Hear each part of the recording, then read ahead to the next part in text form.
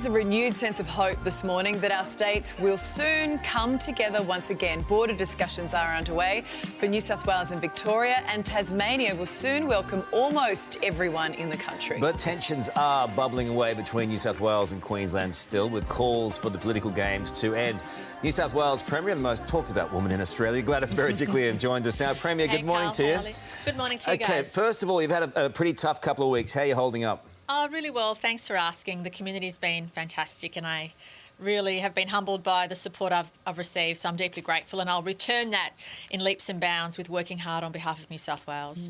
OK, so Premier, a former Auditor-General, Tony Harris, is warning that the shredding of documents related to council grants should end your leadership. Will it? Look, can I say, with all due respect, Mr Harris hasn't been Auditor-General for more than 30 years. The claims he's making are untrue, and I just wish that people would look at the facts and say that what our government is doing is supporting communities across the state. We provide direct funding to councils. I know councils always want more, but at the end of the day, we've always done right by the community and we'll continue to do that. Let me ask this. Did Treasury breach the State Record Act by shredding paper and digital records? No, the best advice I've received is that all those laws have been adhered to, and that's how we intend to continue to do things in New South Wales. Look, no new cases in Victoria for 2 consecutive days now. Hopefully we'll hear later today that it might be 3. When is the hard border going to come down?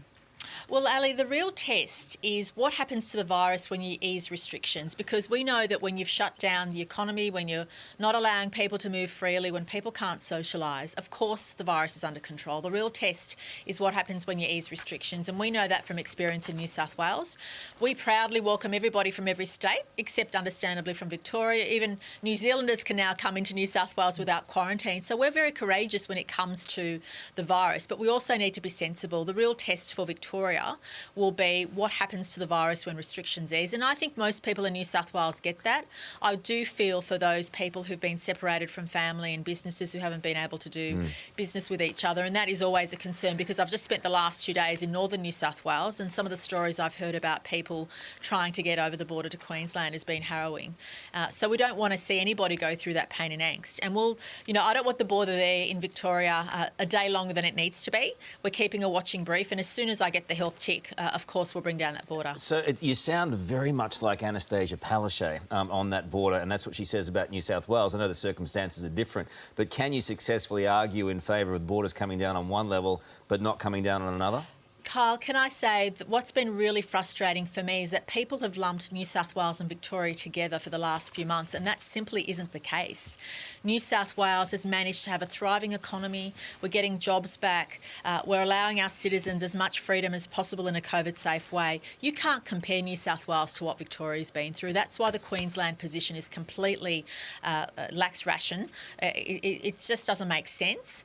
There is no reason why the Queensland border is there. New South Wales isn't Victoria. We're very different. We've now had about 2 weeks of no unknown sources of community transmission. Queensland set a benchmark which I don't think anywhere on the planet would be able to meet in that 28-day benchmark they gave us, which I'd never heard of. They just whipped it out of I don't know where. So I would argue, Karl, very strongly that New South Wales is in a very, very different position to Victoria, and we should be judged accordingly. All the other states but WA have recognised that, and WA and Queensland, frankly, have elections. So it's cute for the Queensland Premier to say the day before her election, I'll tell you what we're doing with the border. And then the WA Premier, I don't think, has an election till March next year and is clearly holding out for that. But it's not fair for citizens throughout Australia, not just within their own states, to suffer as a consequence. Political expediency should not overrule what is good policy, what is good for our citizens. And yes, we're all members of a state, residents of a state, but we're Australians first and foremost. And this border business has just been a whole lot of hogwash, frankly. And I can't wait to see Australia reunited, because that's what it should be. I'm guessing that means you still haven't had a conversation with Anastasia Palaszczuk lately. But yes, talk... Yeah, hang on.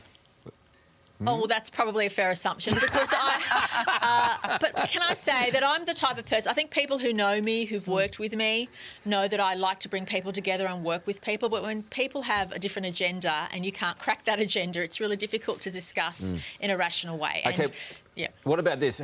So the election is this Saturday. Have you spoken to the opposition leader in Queensland, Ms Frecklington, about the possibility of her becoming Premier and those borders coming down? Oh, look, Deb and I have a great working relationship. We're in touch with each other all the time. In fact, I was in touch with her yesterday, and she feels very strongly about keeping jobs in her state, in getting tourism back up and running.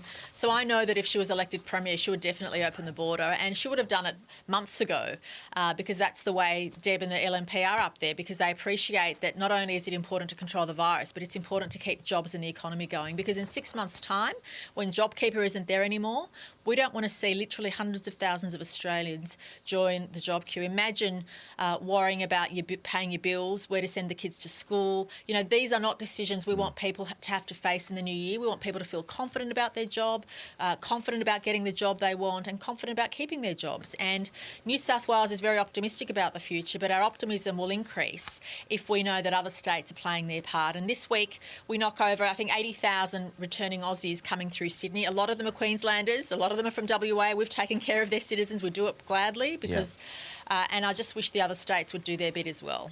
Premier, just before we go, I walked past your electoral office yesterday with baby Harper, and I noticed that kids had done colouring in things for you with messages of support.